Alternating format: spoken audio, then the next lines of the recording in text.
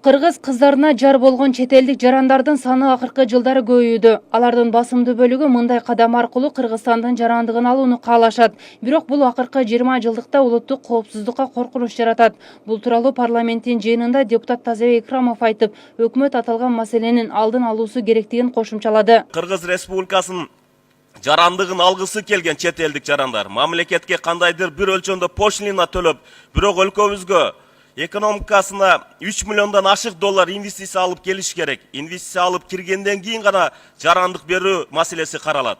Бул сунуш этникалык кыргыздарга иштебейт. Бул тажрыйба өнүккөн өлкөлөрдө пайдаланат. Ошол эле демократиянын атасы делген Англия, Турция кыйыр жана тикелей ушундай саясат жүрөт.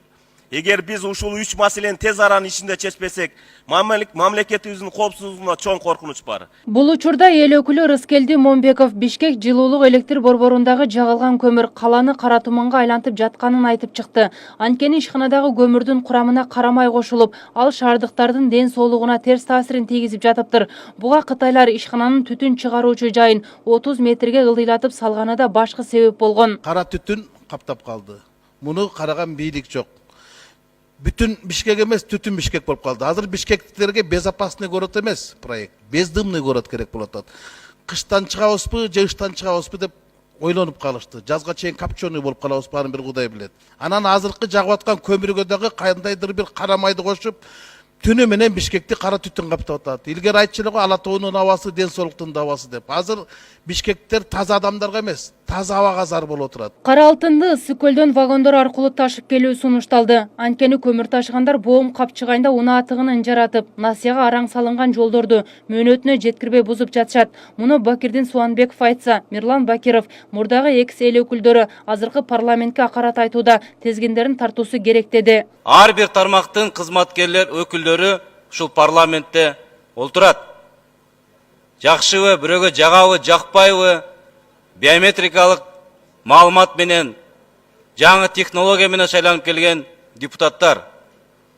Анан бул биржа, бул базаркомдор, жана башка деген сөздөр бул жалпы парламенттин аброюна шек келтирип атат. Эгерде конкреттүү бир саясатчынын, конкреттүү бир депутатка маселеси болгон болсо, аны так фамилиясын айтсын. Ал эми айрым эл өкүлдөрү Жыргалаң шахтасы боюнча маселени көтөрүштү. Учурда шахтада жумуш токтоп, 45 миллион сомдук карызга баткан. Ошондуктан Кыргыз көмүр ишканасы шахтаны сатуунун ордуна ал жерди иштетүүнү колго алганы туура дейт Руслан Чойбеков. Ал жерде жана электр энергиялардын баары Союз учурунда тартылган. Бүгүнкү күнү ошондо электр энергияларды тартып келүү өзү эле миллион деген акчаларды турат.